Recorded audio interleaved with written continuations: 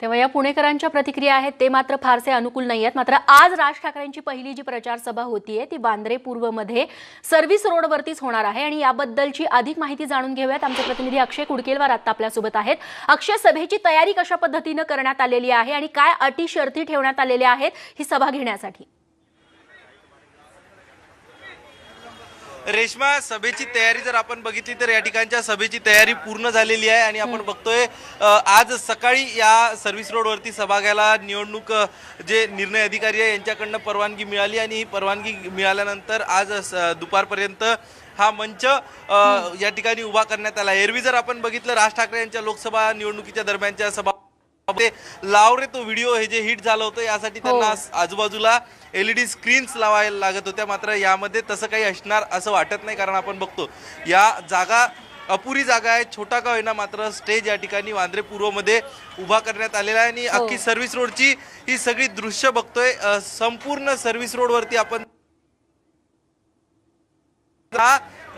बँड्राकडनं वाकोला सांताक्रूजच्या दिशेने जाणारा service road आहे, मुख्य पश्चिम द्रुतगती मार्ग वेस्टर्न एक्सप्रेस हायवे जो आहे याचाच हा सर्व्हिस रोड आहे आणि या ठिकाणी आता ही सभा होऊ घातलेली आहे। कारण या परिसरात मैदान नाही आणि त्याचमुळे यांना रस्त्यावर सभा घ्यावी लागली आहे। मात्र आता जर बघितलं तर मनसेनी सरसकट मागणीच केली आहे की ज्या काल जी सभा रद्द झाली होती नातूबागेतील आणि ही सभा रद्द झाल्यानंतर परतीचा पाऊस 20 ते 21 ऑक्टोबरपर्यंत असणार आहे आणि त्यामुळे रस्त्यावर सभा घेण्याची परवानगी महाराष्ट्र नवनिर्माण सेनेने मागितलेली आहे आणि यावर आता निवडणूक निर्णय अधिकारी काय निर्णय घेतात हे बघणे महत्त्वाचं ठरणार आहे। पुणेकरांच्या प्रतिक्रिया बघितल्या, सगळं बघितलं, मात्र जर सभा कुठल्या मैदानात घेतली, एकतर पहिलेपासून महाराष्ट्र नवनिर्माण सेनेची ओरड आहे की जाणीवपूर्वक सत्ताधाऱ्यांकडनं महाराष्ट्र नवनिर्माण सेनेला मैदानं उपलब्ध करून दिली जात नाही।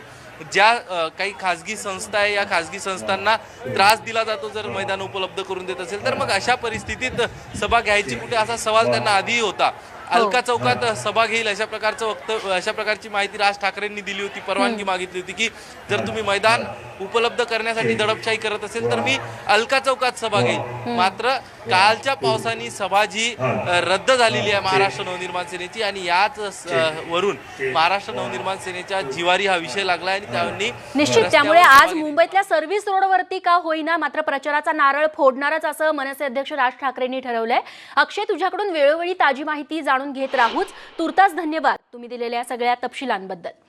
वळत पुढच्या बातमीकडे। बातमी बीड जिल्ह्यातून परळीच्या निवडणुकीची भीती वाटत असल्याची कबुली भाजपच्या नेत्या पंकजा मुंडेंनी दिली आहे। परळीत धनंजय मुंडेंविरोधात पंकजा मुंडे अशी भावा बहिणीची लढत रंगणार आहे। राष्ट्रवादीने देखील या लढाईसाठी सगळी प्रतिष्ठा पणाला लावली आहे, तर भाजप देखील आक्रमकपणे रिंगणात उतरली आहे। खुद्द गृहमंत्री अमित शहांनी पंकजांसाठी सभा घेतली, तर पंतप्रधान नरेंद्र मोदी हे देखील 17 तारखेला परळीत सभा घेणार आहेत।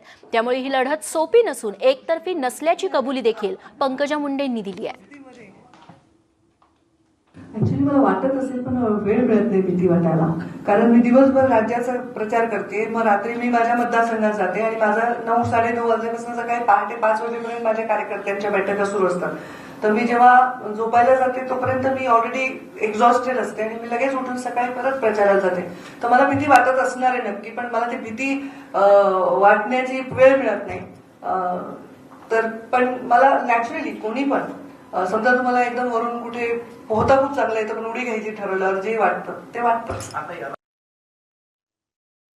फाईट चांगली होईल, कारण मी असं लोकशाहीत म्हणणं की एकतर्फी होईल हे चुकीचं आहे। कोणी उभं असेल माझ्यासमोर XYZ, धनंजय एकटा नाही आणि कोणी उभं असेल तरी पण तेवढीच सिरियसली ती फाईट घेतली पाहिजे असं माझं मत आहे।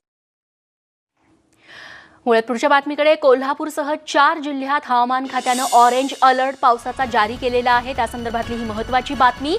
खास करून पुण्यात खबरदारीचा उपाय म्हणून काही शाळांची वेळ बदलण्यात आलेली आहे।